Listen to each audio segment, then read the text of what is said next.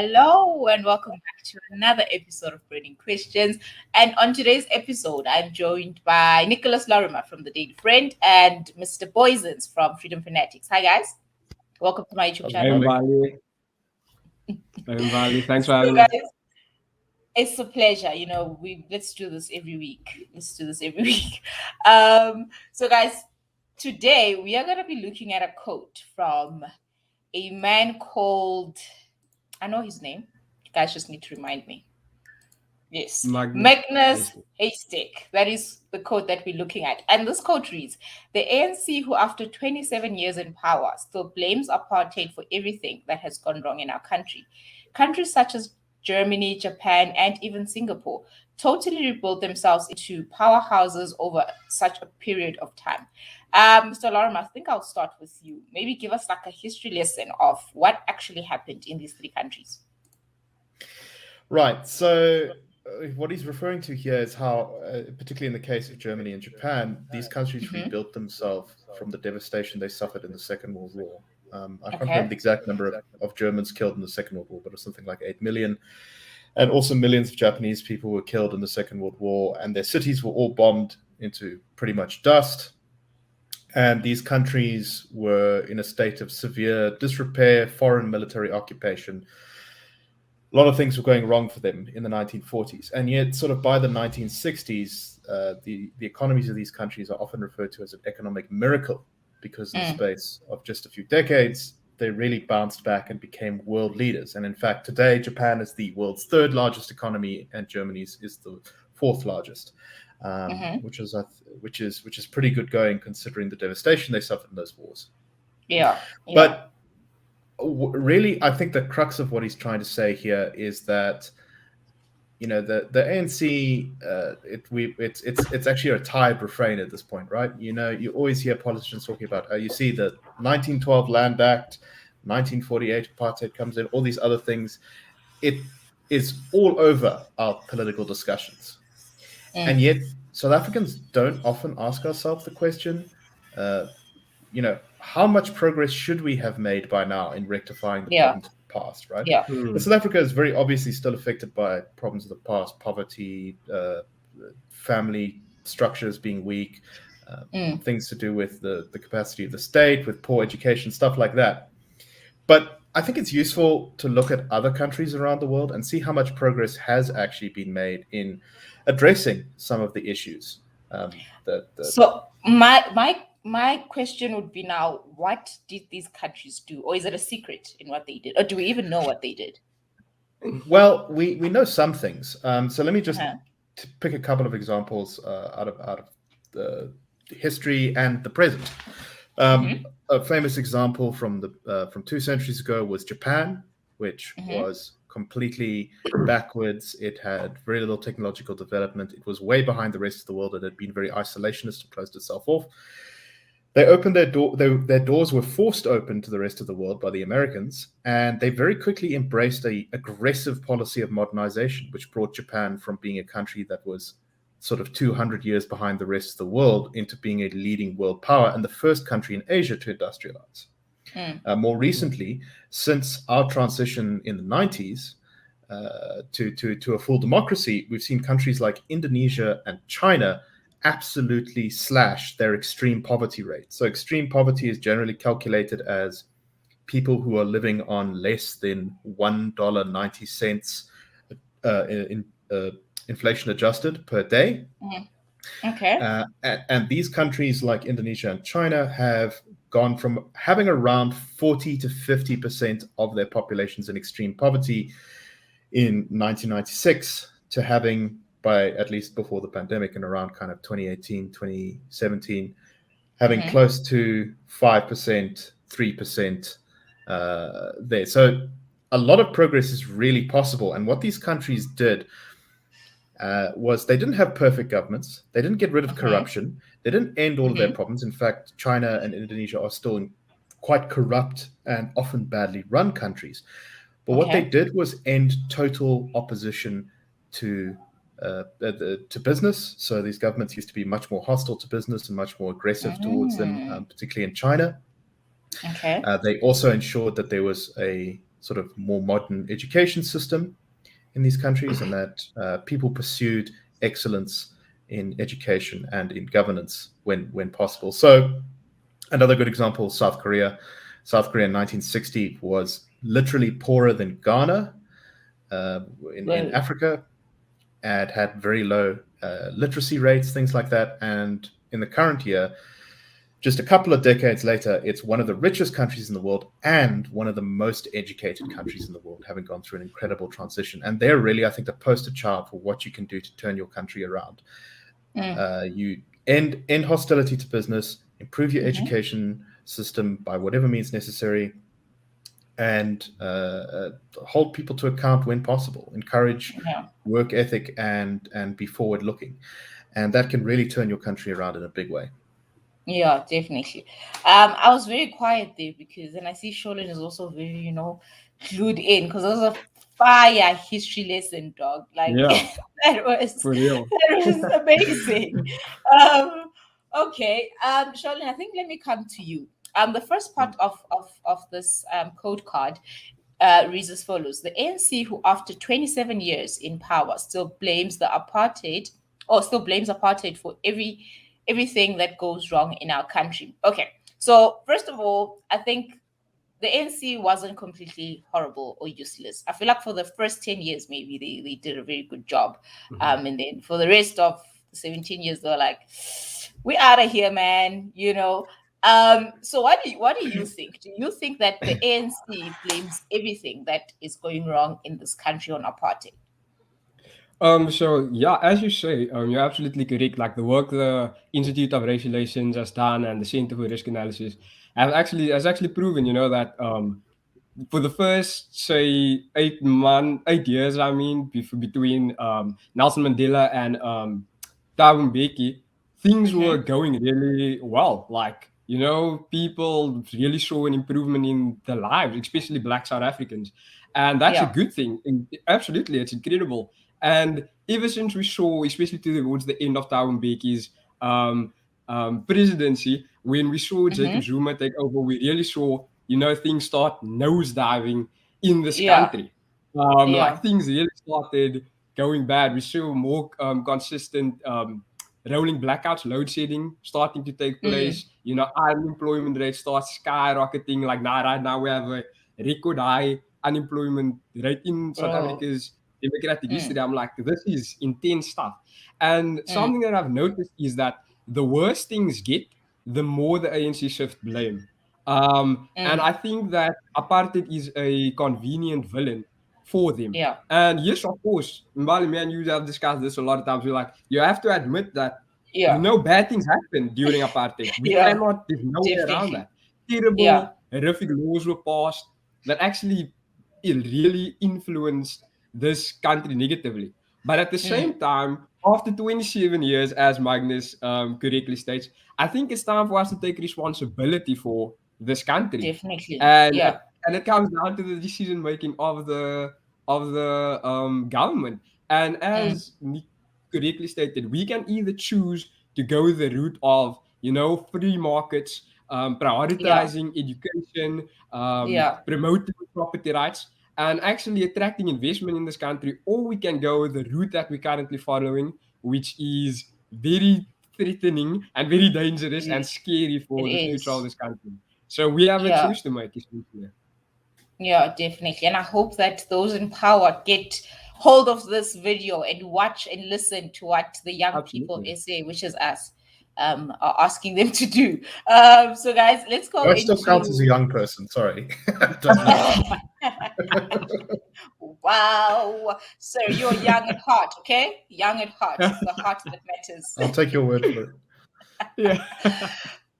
Okay, guys. So right now we're gonna look at what other people, because I feel like this quote made some people mad. Like it made people want to, say what they want to say, and a lot didn't hold back. So we're gonna start with Jennifer's comment, and then you guys are just gonna tell me what you guys think. You agree with her? I hope it's a her, because these names these days could be a Jennifer, but anyway, her comment reads: I've always said apartheid is a nice excuse spinner for their inability to achieve.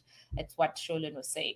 Unfortunately, they, through their idiotic policies and incompetence, are holding achievers back also, which is why I fully support independence of the Cape. Okay.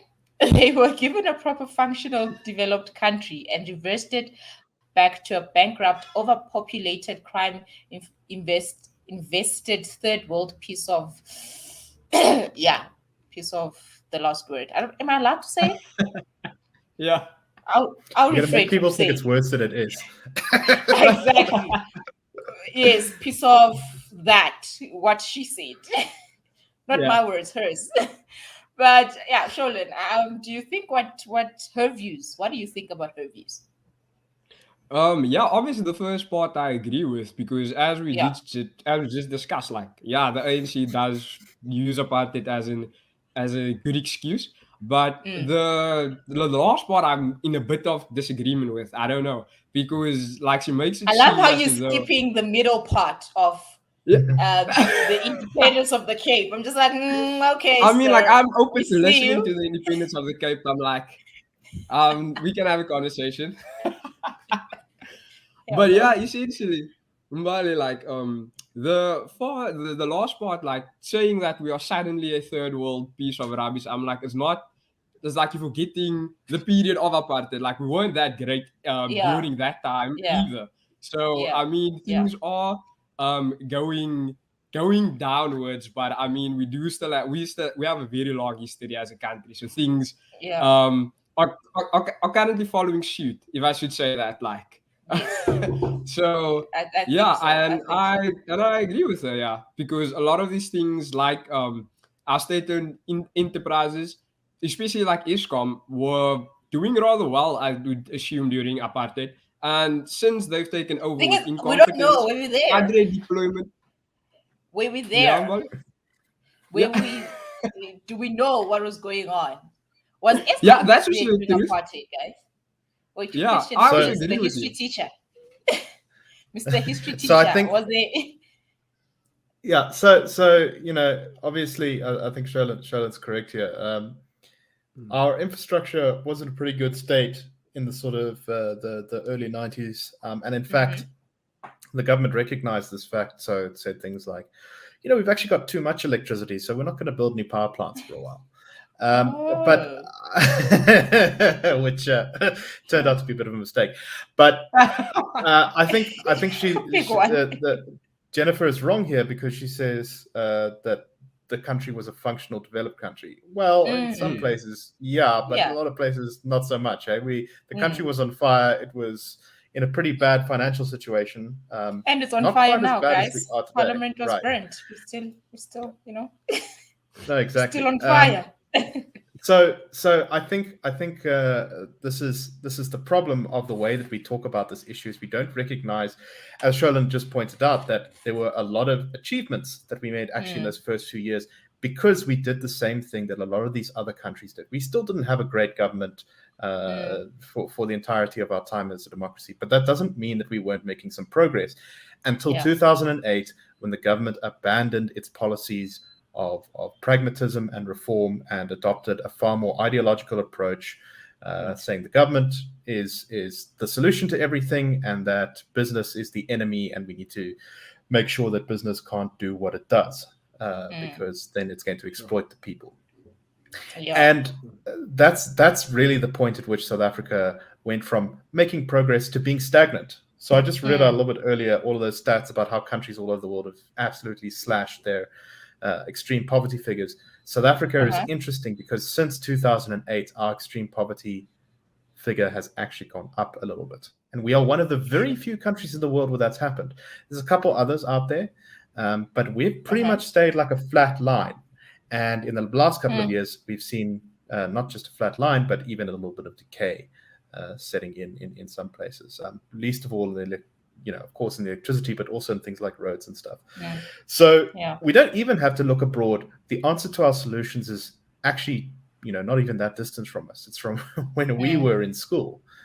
And yet government is insistent on going in the exact wrong direction. Definitely. Sholin, do you have anything to add about these tough times that are lasting before we go into the second comment? No, I absolutely agree with Nick, for sure. Okay, let us go to the second comment from Tembela. And this comment reads, I was reading Jennifer's comment as well. The ANC's mistake was to adapt a design, I think that all meant design. ANC's mistake was to adapt a design or to design a constitution, also not eliminate all laws which were formed during colonialism, which are still rule the country. Oh my gosh. All right. It is the ANC's mistake to keep the white monopoly capital in this country, to rebuild this country. Let's destroy the constitution. Even in the churches, we are colonized. Okay, it had a lot of typos. I don't know if you guys got what Tembela was trying to say. I think we got the gist of it. Okay. Yeah. Let's share thoughts. Sheldon, go ahead. Sure. Oh yeah, all I was going to say was, especially the points on colonialism and white monopoly capital, like I think those are just brilliant terms made up to conjure division, I think. And especially on colonialism, we know that countries like Japan, Singapore experienced colonialism as well. And for some reason, they have been able to rise up instead of feeling sorry for themselves and victims. Have actually had the ability to rise up, make proper decisions, and actually grow as a nation. For example, even as Nick said, Japan was literally bombed with a nuclear bomb, and they were still able to rise from those ashes as a country. Germany, and not to say they're perfect now. Yeah. And listen, Germany was split up in half into two separate regions during World War II. And I mean, Germany had Hitler as its leader, Hitler's probably the worst of the worst. If you can have Hitler as a leader and still rise, that shows that it comes down to the people of the country. You know what I mean? Like, we had Jacob Zuma, and I think we can still rise, for sure. I honestly think Cyril is worse than Zuma. I'm sorry. My views are a bit problematic, but Mr. Lorimer, what do you think of Tembela's comment? I think you might have something there, Mbali. But anyway, let's not get too distracted.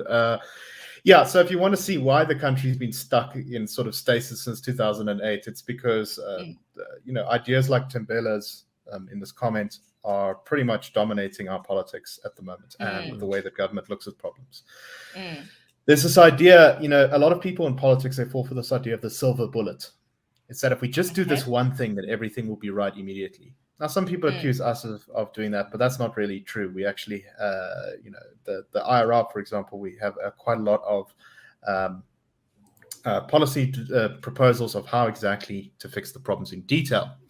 But the silver bullet here is that if we just kind of set the clock back, if we started from zero, if we got rid of all the laws and we only put in, I don't know, I presume sort of progressive laws or just laws or whatever Tembela thinks we need to do here, we'd fix the problem. And they've tried. You agree with him when he says destroy the constitution?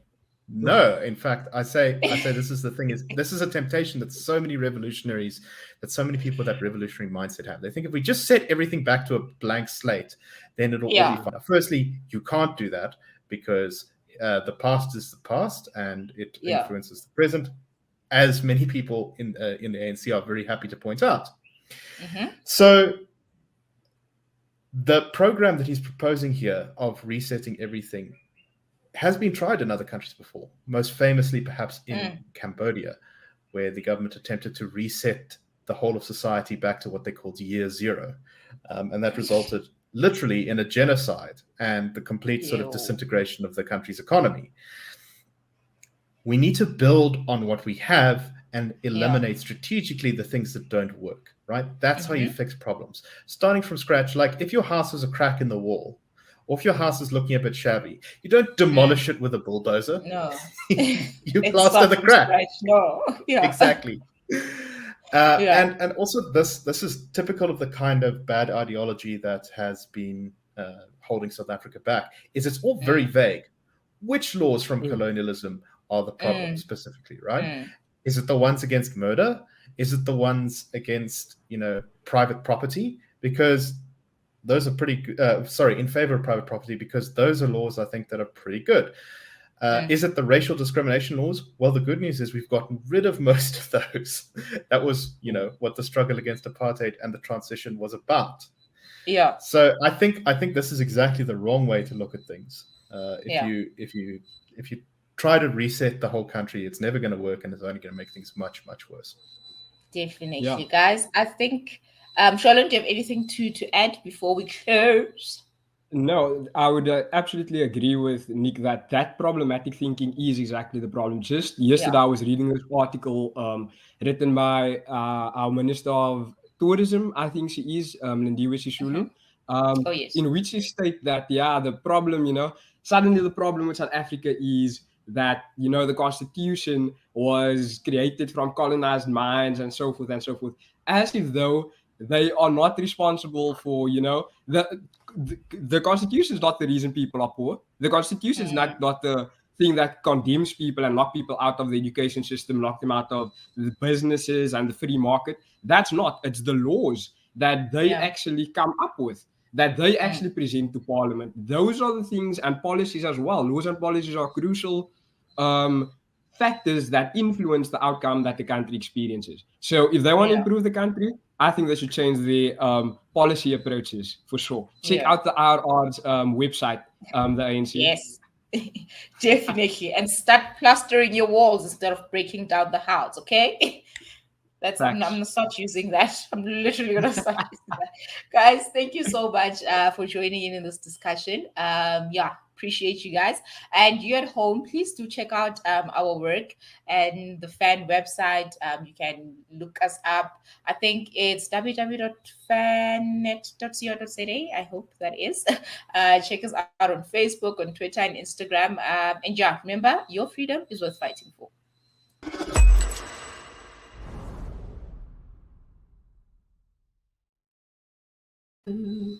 All right. I was very rusty. That was? I was very rusty. No, not even. If anything, this was your show, bro. I could feel myself going on a bit. You don't like the thing is, the reason why you're going on is because the conversation is good. And I'm just like, yes, carry on, sir. I like that. No, I like to say things in a short amount of time, not a long amount of time. Some of our colleagues they like saying things in a very long amount of time, and that's not really my style. I was saying that to Alex when we were looking for viewers, and I was like, Nicholas is that type who's just gonna answer what you asked him. He's not gonna go left, right, center. No, he's just gonna answer the question. And today, I liked what you did. That was really nice. Sholon, thank you so much, fam. Appreciate you guys. Thank you for having us. It was a good show. What do you guys think out of 10? What do you guys think? I'll give it 8. I'd say it was pretty good, but don't read the comments word for word, because people are stupid and you can't trust them to make any fucking sense.